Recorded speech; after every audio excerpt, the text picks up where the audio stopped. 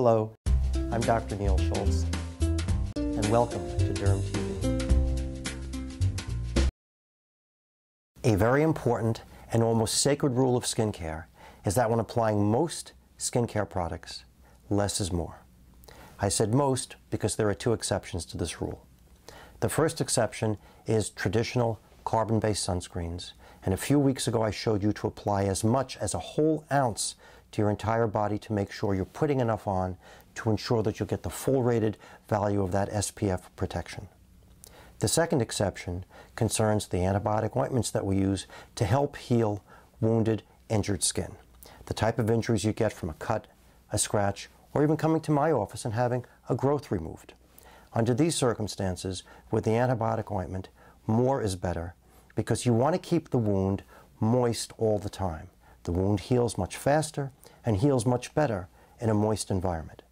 We used to think, let it dry out to the air and form a scab, but we found out that those dry scabs actually slow and impede the healing. So, for instance, if I were to have a wound on my hand the size of this red mark, I would put an amount of antibiotic ointment on that,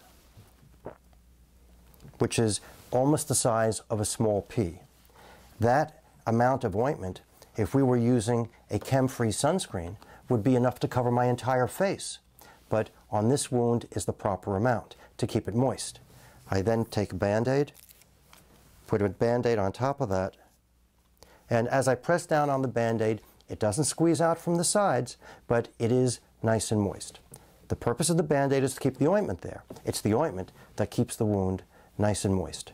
So remember, when you're treating skin wounds with antibiotic ointments, whether it's polysporin, bacitracin, or Aquaphor healing ointment, more is better and you'll get better and faster healing. Please join me again at DermTV.com. If you have a question, please send it to me by visiting DermTV.com/question. I'm Dr. Neil Schultz, and thank you for watching today.